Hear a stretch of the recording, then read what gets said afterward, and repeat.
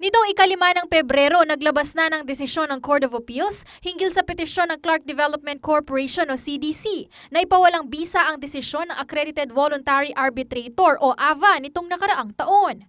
Maaalalang pumabor ang desisyon ng AVA noong April 29, 2014 sa mga empleyado ng Mimosa Leisure Estate na kinakatawan ng Association of Clark Mimosa Employees o ACME. Batay sa desisyon ng AVA, nararapat ibigay ng CDC sa mga empleyadong pumasa sa probation ang regular status.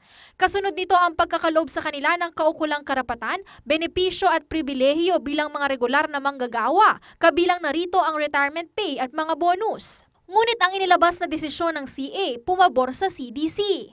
Ayon kay Sunny Lopez, External Affairs Department Head ng CDC, nangangahulugan ito na kontraktual pa rin ang pagtingin ng CDC sa naturang mga empleyado.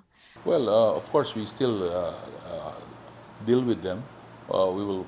Yung benepisyo nila tinatanggap buwan-buwan ay ibibigay pa rin sapagkat sila ay considered as contractual employees. Batay sa desisyon ng Court of Appeals, pansamantala lamang ang ugnayan ng CDC at mga empleyado ng Mimosa. Matapos daw na hindi makapagbayad ng upa ang orihinal na may-ari ng Mimosa Leisure Estate noon, ay tinapos na ang lease contract sa pagitan nila ng CDC. Dahil dito nailipat daw ang pangangasiwa ng Mimosa sa CDC, maging ang mga empleyado nito sa ilalim ng CDC Special Project for Resort Operations bilang project employees. Hanggat hindi raw nakakahanap ng bagong investor sa Mimosa, mananatili raw muna sa pamamahala ng CDC ang naturang resort.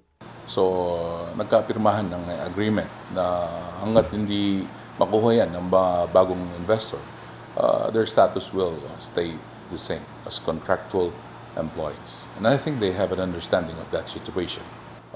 Kami naman, gusto namin noon pa, nag-attempt na several times the corporation na mapalagay yan sa kamay ng mga private investor. Pero sad to say, up to now, wala pang nangyayari. Pero ikinagulat ng ACME ang paglabas ng desisyon, hindi dahil pumabor ito sa CDC, kundi dahil hindi sila nabigyan ng kopya. Halos 2 linggo na nang ilabas ang naturang desisyon, pero wala pa raw silang hawak na dokumento hanggang sa ngayon. Nagpunta kami ron para sana doon. Kaya lang, unfortunately, sabi wala. At saka sabi nga namin na kasama namin ang ating attorney na nagpa-follow up doon.